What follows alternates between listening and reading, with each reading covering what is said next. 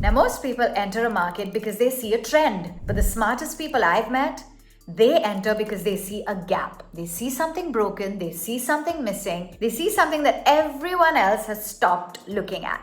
So I sat down with some of the sharpest minds in medical retail, a founder who has built something real in one of the most complex, heavy, and often overlooked industries in the country.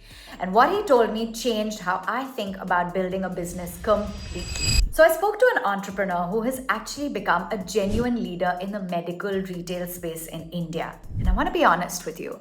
I went into this conversation expecting very generic advice. But what I got instead was an absolute masterclass, and I want to share that with you. Exactly what he said and how it can impact you. The very first thing he said stopped me cold. You have to identify the gap before you build anything. The inconvenient gap that customers live with every single day. So in medical retail, that gap was hiding in plain sight. But here's what most people miss. Identifying that gap is only half the work. The other half is the unglamorous part, which means actually visiting the stores, walk through the pharmacies, go on the road, understand what is on the shelf, and more importantly, what's never on the shelf. So you need to know so much. You need to know enough and have a pulse on what is happening on the ground level. So this isn't a task that you delegate in the beginning, but do it yourself. Number 2, customer first. So he really talked about customer centricity, and not in the way that just gets thrown around in a startup pitch, but he spoke about living, breathing obsession with your customer. You need to have a real pulse, he said. Know who is walking in, know what they're asking for, know what they're leaving with, know what they leave without finding. Because in a business like medical retail, the customer is not just the data point, but they are the person who is making the decisions about their own health. Next up. And here's the take on AI that I think every founder needs to hear right now. He said, be AI first. Use it maybe 1/10 of your time and your budget, but leverage it fully in that space. Don't rely on it for everything. And then he said something that really landed. You cannot be a relevant business in this year and not have AI in your toolkit. That is a floor plan. AI is a lever. It's not a replacement, but it is a replacement for human insight that comes from being present in your market. So you need to be a part of it. And here's where it got real. He was very clear when it came to compliance. Compliance in the medical retail space, he said, is one of the hardest things that you will face. This is not a sector where you can move fast and where you can break through things.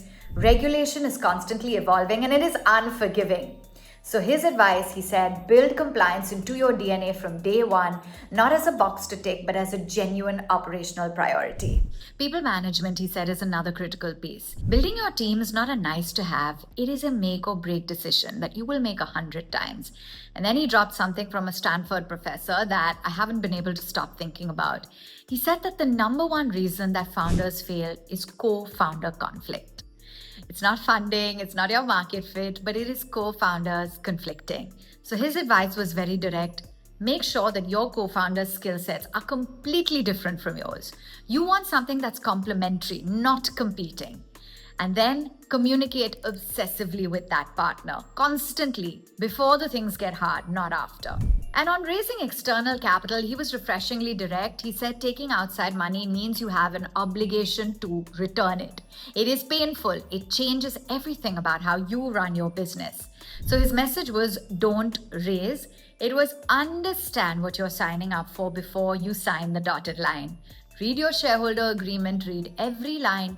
Don't outsource that to a lawyer without understanding it yourself. And finally, on leadership, he had a nuance that I think really gets lost on the flat team, equal voice culture. He said, let the leader lead, but give real empowerment and real freedom to the rest of the team. Those two things are not contradictory. A strong leader cannot micromanage. They set direction and then they trust their people around them to execute. So I hope you enjoyed that advice and you really took it to heart. What were some of the hardest conversations you've had? What was the advice that resonated? Do let me know and tell me you can really share it with one person you think really needs to hear it. That's all from me. See you next time.